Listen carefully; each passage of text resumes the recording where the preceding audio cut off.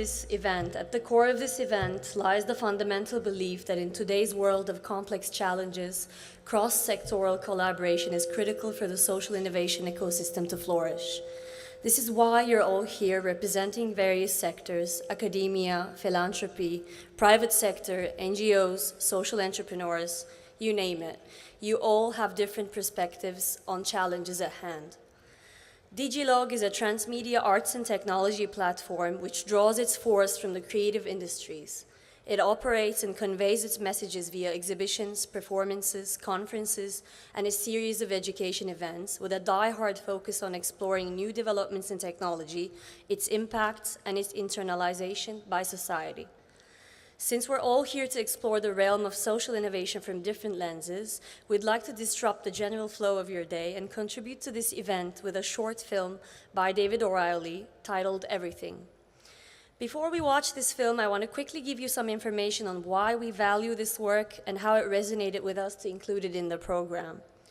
David Oreilly is an incredibly talented animator who won all the possible awards he could have won by the age of 25 and slowly moved on to making even more conceptual works.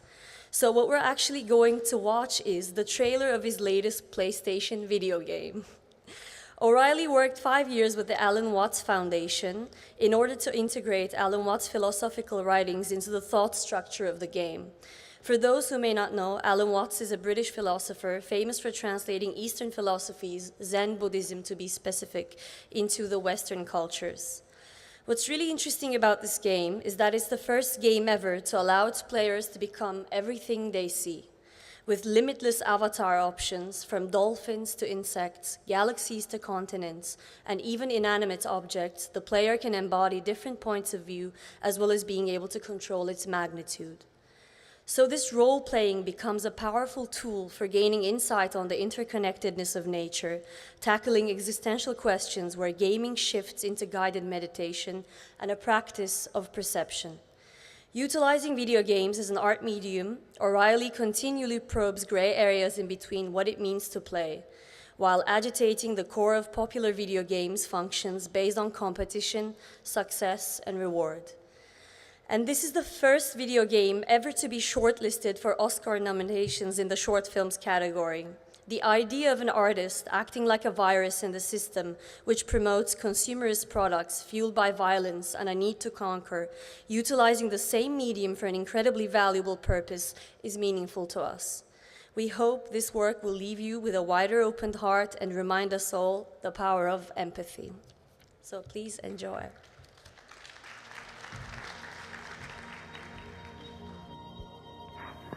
One of the first things which everybody should understand is that every creature in the universe that is in any way sensitive and in any manner of speaking conscious regards itself as a human being. It knows and is aware of a hierarchy of beings above it and a hierarchy of beings below it. That is to say that wherever you are, and whoever you are, and whatever you are, you're in the middle. That's the game. Your senses extend a certain direction, in all directions, and therefore give you the impression of being in the middle. Because the definition of a person is where you look from. Now, everything in the world feels like that. And also it has its own kind. You see spiders and hydras and sea urchins and so on don't look very natural to us. We say, well, I wouldn't want to look like that. But they say when they see us, well, what kind of an awful thing is that? And what a lot of nonsense it does. Now, we come here right at the start to an extremely important principle, which is the different points of view you get when you change your level of magnification. That is to say, you can look at something with a microscope and see it a certain way. You can look at it with the naked eye and see it in a certain way. You look at it with a telescope and you see it in another way. Now, which level of magnification is the correct one? Well, obviously, they're all correct, but they're just different points of view. When we examine our bloodstreams under a microscope, we see there's one hell of a fight going on. All sorts of microorganisms are chewing each other up. And if we got overly fascinated with our view of our own bloodstreams in the microscope, we should start taking sides, which would be fatal, because the health of our organism depends on the continuance of this battle. What is, in other words, conflict at one level of magnification is harmony at a higher level. And could it possibly be, therefore, that we, with all our problems, conflicts, neuroses, sicknesses, political outrages, wars, tortures, and everything that goes on in human life, are a state of conflict which can be seen in a larger perspective as a situation of harmony? Every minute little fruit fly or gnat or bacterium, I will go so far as to say, is an event upon which this whole cosmos depends. This thing goes both ways. It's not only that every little organism which exists depends on its total environment. The reverse is also true, that the total environment depends on each and every one of those little organisms. So that you could say this universe consists of an arrangement of pattern in which every event is essential to the whole thing. Now, we screen that idea out of our consciousness just as we pay attention to the figure and ignore the background. So we see one way of looking at things, namely that the organism is very frail against the environment. It lasts a long time, the environment, but the organism only lasts a short time.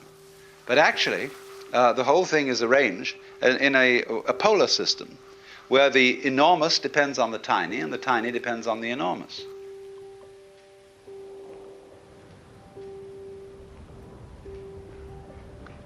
When you came into this world, there gradually arose into being the sensation of I. And it stays there a while, it goes through a development, and then it drops off. But all the time, everywhere, there are other I's starting up. See? Whether they be human, animal, anything you like. They be in other galaxies, etc. Always, they're starting up. Now, you would say there is no connection between them. No, in the same way there is no connection between the molecules in your hand. And yet you say it is a hand. But if you look at it under a powerful enough microscope, the molecules in your hand are miles apart. What's the connection between this galaxy and other galaxies? Well, we can't see any connection. And yet there are gravitational swings whereby they respond to each other and move in a certain collective order. See, what we're doing in this is not setting down a doctrine, but it is doing an exercise in perception. You can see it either way. You can see yourself, in other words, as existing only now. That's the only you there is. The alternative to that, logically, is to see yourself as everything.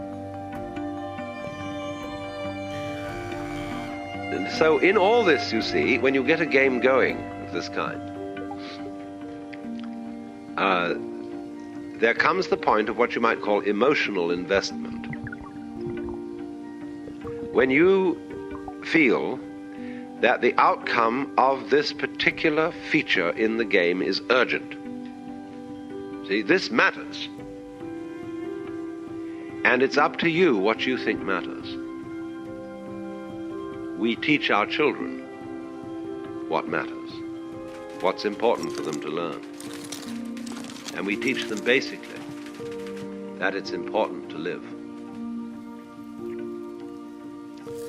And in a way, every being in this world is torn between going on and goofing off. We feel that's the basis of our distinction between work and play. Play is everybody needs some time to goof off. But they must go back to work because you've got to farm and fish and manufacture and produce so that you can go on. But when you see you have this terrifying urgency to go on, and feel you must, this is important, this matters, we screen out of our consciousness the fact that this is our own volition and our own game. And the difficulty is that as we become disturbed and anxious about this, it's more difficult to keep the game going. In proportion as we are frightfully concerned to survive, we start fighting other people. We start clobbering our neighbors, and whatever it is, all the old fights start. And it is these fights which, more than anything else, at the moment, you see, are endangering the entire human project. But all based fundamentally on the illusion that it's utterly important that we survive.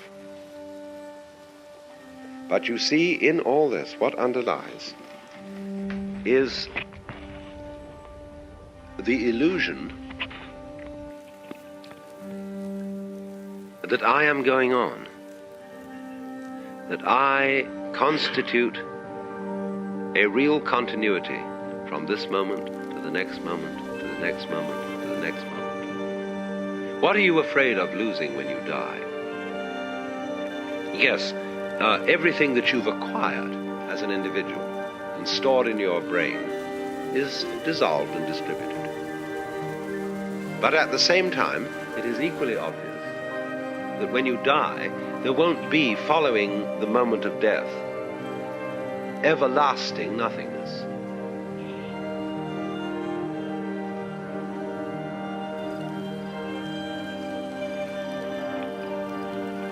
So, you can become aware of this tremendous interconnectedness of everything. Just as fronts go with backs and tops with bottoms, insides with outsides, solids with spaces, so everything that there is goes together. And it makes no difference whether it lasts a long time or whether it lasts a short time. A galaxy goes together with all the universe just as much as a mosquito.